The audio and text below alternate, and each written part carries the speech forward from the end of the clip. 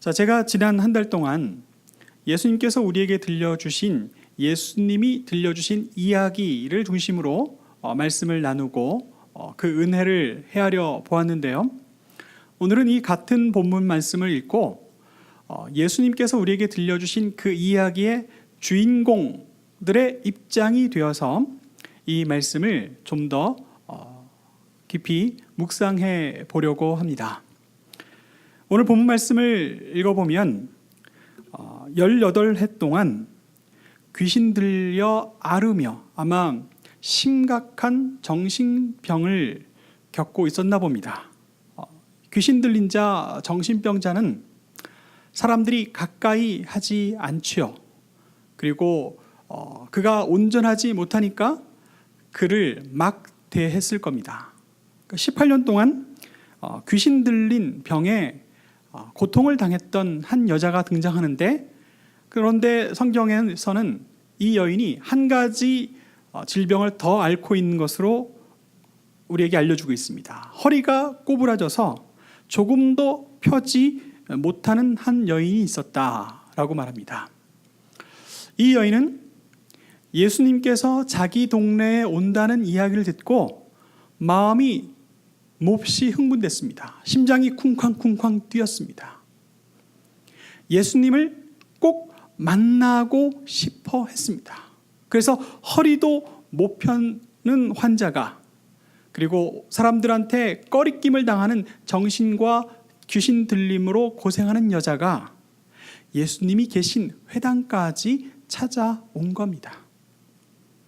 거기까지 왔다는 얘기는 예수님을 만나고 싶어 하는 열망이 얼마나 큰 것인지 우리는 짐작할 수 있지요.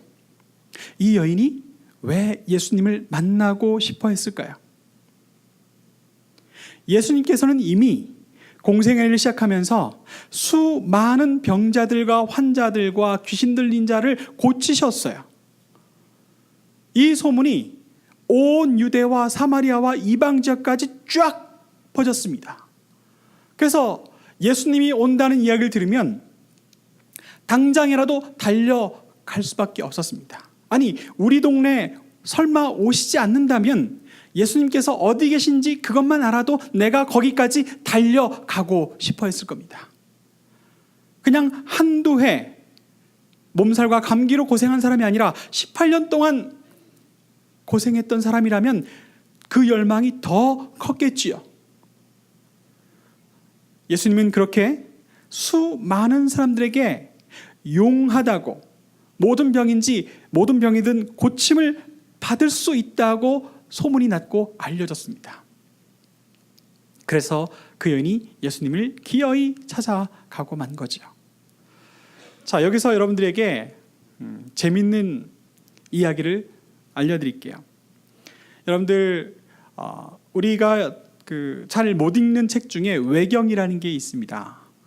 이 외경은요, 초대교회에서 약 한 3세기 정도에 우리 교회 안에서 읽혀지던 그런 문서들을, 그러나 성경 안에는 포함되지 않았던 매우 오래된 문서들을 묶어놓은 외경집이라는 게 있습니다. 그 외경집에 한 모퉁이에 7편으로 된 빌라도의 편지집이라는 외경이 있어요. 거기는 이렇게 시작합니다. 로마를 지배하는 로마 황제가 병이 났대요. 그래서 황제의 권한으로 용하다는 의사에게 그 병을 고치라고 명령했으나 어떤 의사도 황제의 병을 고치지 못했습니다. 그런데 어떤 신하가 아주 중요한 정보를 가지고 왔어요. 저기 갈릴리와 유대 지역에 못 고치는 병이 없는 매우 유능한 예수라는 의사가 있다고 합니다. 아마 그 사람을 로마로 불러오면 병을 치료할 수 있을 겁니다. 그래서 당장 로마 황제가 이스라엘의 총독인 빌라도에게 편지를 보냈어요. 듣자 하니, 보고를 받자 하니 너희 지역에 매우 유능한, 못 고치는 병이 없는 아주 귀한 의사가 있다고 하는데 그 예수라는 사람을 얼른 모셔다가 로마 황제가 있는 황궁으로 보내달라고 편지를 썼어요. 공문서지요. 그 편지를 받고 빌라도가 얼굴색이 변합니다. 큰일 났습니다. 그래서 어쩔 수 없이 로마 황제에게 황제 폐하여, 저도 그런 소문을 들었고 많은 사람들이 그러하다고 알려져서 저도 알고 있는 예수를 잘 알고 있습니다.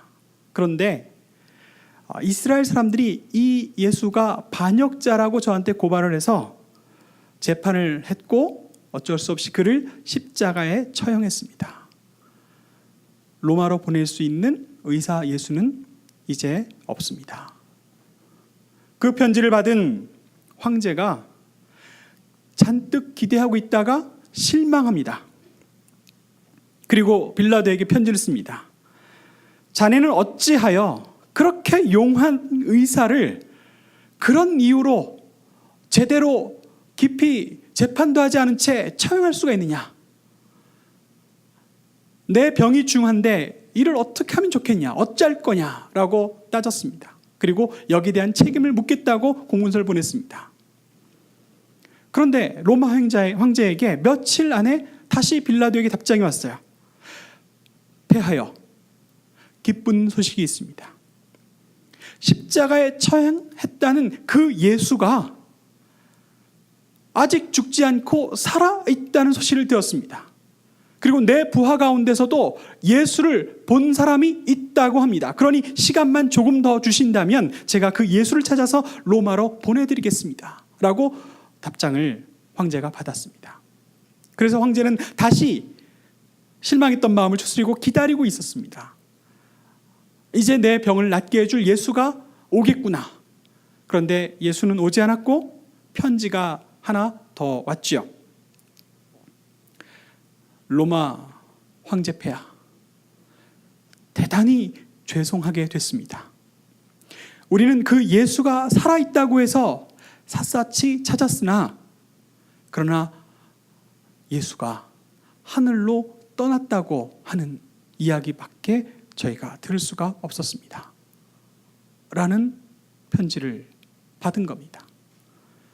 로마 황제는 빌라도에 대해서 대단히 화가 났습니다. 아니, 이 자가 나를 가지고 노는 건가? 그래서 빌라도는 로마로 압송되었고 로마 지하 감옥에 갇혀서 이제 재판을 받고 처형될 위기에 처해 있는데 마지막 글에는 빌라도가 자기는 군인이니 그 간수에게 명예롭게 죽을 기회를 달라고 해서 그 간수의 칼을 받아서 그 칼을 꽂아놓고 그 위에 자기 배를 찔러서 자결을 했다라는 외경의 이야기가 있습니다. 무슨 얘기냐면 예수께서는 수많은 환자들을, 병자들을 고치셔서 심지어는 로마 황제까지도 자기 병을 위하여 예수를 찾기까지 했었다는 매우 중요한 정보가 담겨 있는 그 초대교회 문서를 제가 영어도 아니고 헬라어로 읽어서 여러분들에게 전해드리는 거예요. 그러니 18년 동안 질병 가운데 고통을 당했던 이 여자는 예수께서 오신다는 그 이야기를 듣고 얼마나 가고 싶었겠어요? 얼마나 예수를 만나고 싶었겠냐는 겁니다. 드디어 예수를 만났습니다. 그런데 문제가 생겼어요. 그날이 하필이면 회당에서 모여서 말씀을 묵상하고 낭독하는 안식일이었습니다. 안식일에는 그 어떤 일이 벌어지라도 어떤 일을 할 수가 없는 율법에 규정되어 있는 날이에요. 하필이면 그 안식일이 걸림돌이 될 줄이야. 그런데 예수님께서는 그 안식일조차 아랑곳하지 않으셨어요. 그 여인을 불쌍히 여기셔서 예수님께서 그를 만져주셨고 그가 깨끗이 병을 나았다고 합니다. 여러분들 정신병 같으면, 귀신 들린 병 같으면 그 사람이 나았는지 낫지 못했는지는 본인만 잘 알고 나머지 사람들은 모를 수가 있어요. 근데 이 여인은 허리까지 고부라져 있었단 말이에요. 그런데 그 허리도 쭉 펴게 된 겁니다. 모든 사람들이 그 여인이 병이 나은 것을 알게 된 거죠. 그런데 예수님께서 안식일 날 고치셨어요. 이를 본 회당장과 다른 바리새인들이 가만히 있을 리가 없습니다. 모든 사람들 보는 앞에서 큰 소리로 구박합니다. 아니, 왜 안식일 날 하필이면, 일할 수 있는 날이 엿새나 있는데 왜 하필이면 안식일 날 이 여인을 고쳐놓습니까? 라고 면박을 주고 주눅들게 만들었죠. 그러나 예수님께서는 아주 멋진 말로 그 여인을 변호하셨습니다. 안식일에 너희가 너희 소와 메어놓은 나귀를 먹이려고 끌고 가지 않느냐? 하물며 18년 동안 종으로, 노예로, 병에 구속되어 살아온 내 사랑하는 딸을 내가 오늘 그를 그 질병에서 해방시켜 주는 것으로 옳지 않느냐라고 말씀을 하셨습니다. 누가복음에 보면 예수님만큼 훌륭한 변호사가 없는 것 같습니다. 약자를 대신해서 당당하게 그 어떤 무서운 권력이라도 앞에 서서 그를 변호하고 아껴주는 모습을 볼 수가 있었어요. 병을 낫기를 원했던 여인은, 그리고 안식일 날 고침받았다는 구박을 받은 이 여인은 좋은 의사를 만났을 뿐만 아니라 좋은 변호사를 만난 겁니다. 내 편을 만난 겁니다. 누가복음에는 예수님을 만난 또 다른 사람들의 이야기가 많이 있습니다. 그 중에 19장에 보면 예수를 만나고 싶어하는 한 사람의 이야기가 나오는데 그 이름은 삭개오입니다. 삭개오는 로마와 유대와 이 정부의 일을 맡아서 사람들의, 시민들에게 세금을 뜯어내는 세리였습니다. 세금을 로마에게 상납하고 그리고 유대 본부왕에게 상납하고 남은 것은 자기가 자기의 것으로 축적하는 그런 사람이라 세리는 항상 사람들에게 미움의 대상이요, 그리고 나라를 팔아먹는 매국노 취급을 당했지요. 그래서 그는 마음 놓고 편안하게 가까이 지낼 수 있는 친구조차 없던 사람이었습니다. 게다가 키까지 작아서 난쟁이 삭개오라는 그런 비난까지 항상 들어먹던 삭개오였죠. 그런데 그의 마음속에는 예수님께서 여리고를 방문하신다는 소문을 듣고 잠을 못 자는 거예요. 예수님을 만나고 싶어 하는 겁니다. 아니, 왜 부족할 것 없는 그가 왜 예수님을 만나고 싶어 할까요? 아무튼 그는 예수님이 오신다는 곳으로 향하여 갔습니다. 그러나 그는 안타깝게도 키가 작아서 사람들이 많이 둘러싸이는 그 현장에서 예수님을 볼 수가 없었어요. 그렇게 보고 싶어서 달려왔는데 예수님을 볼 수가 없다니 그냥 돌아가야 할 수밖에 없었지만, 그러나 그는 거기서 멈추지 않고 그 곁에 있는 뽕나무로 기어 올라가고 있습니다. 저는 여리고에 가서 여러 그루의 뽕나무들을 봤는데 아마 그 중에 한 뽕나무였을 거예요. 키가 몹시 높은, 그리고 아름드리 뽕나무였습니다. 예수님께서 지나가시다가 뽕나무에 매달려 있는 삭개오를 보고 그의 이름을 불러주십니다. 삭개오야, 내려오라. 내가 오늘 너희 집에 가서 너와 함께 지내겠다. 그날 삭개오에게 무슨 일이 벌어졌을까요? 그가 자청해서 새로운 사람이 되겠다고 예수님 앞에 결심을 합니다. 자기가 쌓아놓은 것들은 기꺼이 가난한 사람들을 위해서 나누어지겠다고 예수님 앞에서 그렇게 결단을 했습니다. 여러분, 악랄한 인생을 살아왔던 삭개오라는 사람이 예수님을 만나서 변화되는 장면을 우리는 이 누가복음에서 읽을 수가 있습니다. 병으로 오랫동안 고생했던 한 여인이 예수님을 만나고 싶어 했던 장면을 우리가 읽었습니다. 예수님을 만나서 한 사람은 지긋지긋한 질병에서 노임을 얻었고, 한 사람은 오래된 고독으로부터 풀려남을 얻었습니다. 그리고 성경에는 수많은 사람들이 예수 그리스도를 만났고 예수 그리스도를 통하여 기쁨을 얻었고 예수 그리스도를 통해서 내가 죄에서부터 해방되었다는 것을 깨닫고 기뻐하는 일들이 많이 있죠. 그러나 예수 그리스도를 만나서 우리가 얻은 가장 큰 유익은 무엇일까요? 예수 그리스도를 만나서 얻은 가장 큰 유익은 우리의 모든 죄를 다 사함받고 예수 그리스도와 함께 영원히 사는 그 영생의 기쁨, 그 선물을 우리가 소유한 사람이 되었다는 것이 예수를 만난 사람들의 가장 큰 소득이라고 말할 수 있겠죠. 그런데 성경에는요, 예수를 만나서 기뻐하고 그리고 하나님 나라 소망을 얻게 된 사람의 이야기도 있지만 그렇지 못한 사람의 이야기도 있어요. 그 대표적인 사람이 가롯 유다입니다. 가롯 유다는요, 다른 사람도 아니고 예수님의 최측근, 예수님의 12제자에 속했습니다. 생사고락을 예수님과 함께 했습니다. 그리고 가롯 유다는요, 예수님의 제자들 중에 가장 유능하고 똑똑했나 봅니다. 그래서 수리에 밝아서 모든 재정을 가롯 유다가 담당했대요. 예수 그리스도와 함께 3년 동안 동거동락했고 그 누구보다도 예수님의 말씀을 많이 들었으며 그리고 예수님께서 행하신 모든 놀라운 일들을 직접 본 사람이 가롯 유다인데 그 마음속에 예수님에 대한 못마땅한 것, 불만이 싹트기 시작했나 봅니다. 성경학자들은 이렇게 얘기합니다. 가롯 유다는 예수님 당시에 이 이스라엘의 독립을 위해서 독립운동을 했던 열심 당원 중에 한 사람이었을 거다.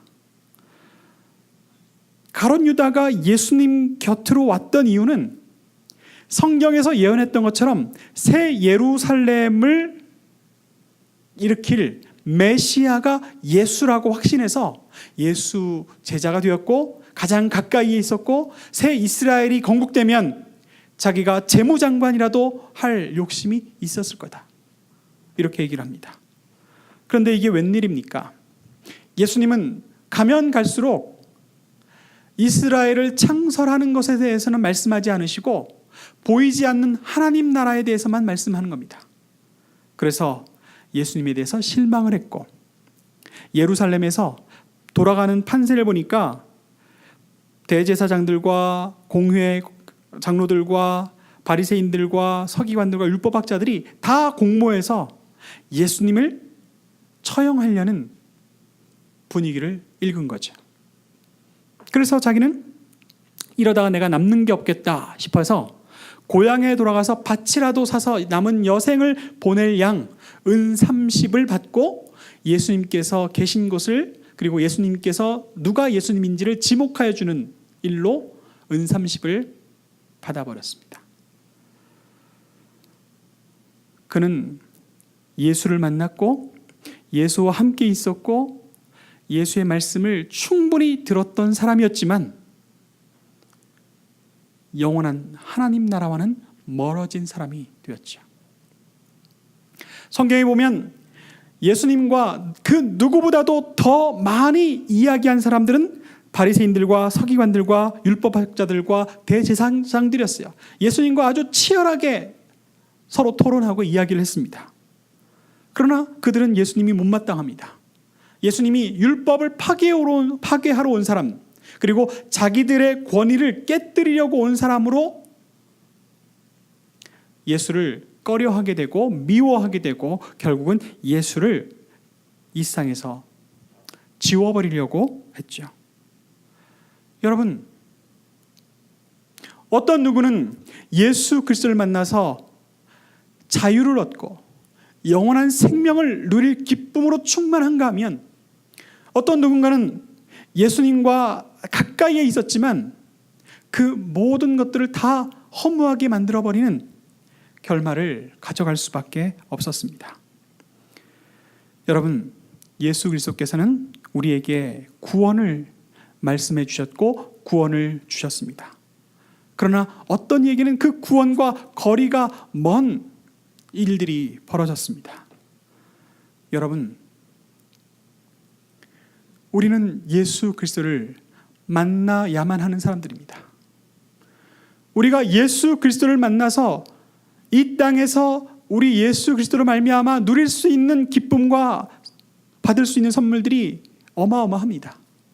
사실 어떤 사람은 내 병이 나았으면 하는 마음으로 예수를 찾기도 하고요. 어떤 사람은요, 내가 좀 더 부유한 삶을 살았으면 하는 마음으로 예수를 찾기도 하고, 어떤 사람은 내 자녀들이 좀 더 잘 교육받기를 원하는 마음으로 교회를 찾아와서 예수를 찾기도 합니다. 그래서 우리가 얻을 수 있는 유익들이 많이 벌어지죠. 세상에서 가장 비천했으나 예수 그리스도를 만나서 가장 존귀한 사람이 될 수 있는 이 놀라운 일이 우리 예수 그리스도를 만나는 순간 우리가 경험할 수 있는 일들입니다. 자, 그렇다면 다시 우리의 현실로 돌아와서 여러 사람들이 있는데 저는 제일 안타깝고 불쌍하게 여겨지는 사람들 보면 마음이 어쩔 줄 몰라서 정말 마음이 아픈 사람들이, 이런 사람들이 있어요. 알코올에 중독되어서 맨날 술 퍼먹고 정신없이 살고 마누라 두들겨 패고 아이 패고 그러다가 가족들이 다 떠나서 혼자 남고 그래도 여전히 술을 못 끊고 그렇게 사는 알코올 중독자들 보면 정말 가슴이 아파요. 가장 비천한 삶이 그런 삶입니다. 미국에 왔더니 아이들이 마약을 해요. 그리고 시간이 지나니까 중독돼요. 그리고 벗어나지 못합니다. 그리고 그 삶은 점점 더 비참한 삶으로 변해가는 것을 보면 가슴이 아픕니다. 이 세상에서 가장 비참하고 안타까운 사람이 있으면 마약에 중독돼서 벗어나지 못하는 사람입니다. 또 어떤 사람이 눈에 보입니까? 도박에 중독되어 있는 사람들의 삶을 보면 안타깝습니다. 똑같이 향해 나가는 그 인생의 결과는 뻔한데도 불구하고 그 늪에 빠져서 헤어나지 못하고 빠져들고 결국 파멸하는 삶을 지켜보면 안타깝죠. 또 집 없이 이 길거리에서 뒹굴고 있는 노숙자들을 보면 마음이 아픕니다. 그런 사람들이 세상에서 가장 비천하고 가장 안타까운 사람들이라면 반대로 세상에서 가장 행복하고 가장 멋지고 가장 위대한 사람은 누구일까요? 알코올 중독으로 고생했으나 예수 그리스도를 만나서 알코올 중독으로부터 해방된 사람, 완전히 회복되고 치유된 사람, 가장 위대한 사람입니다. 가장 복된 사람입니다.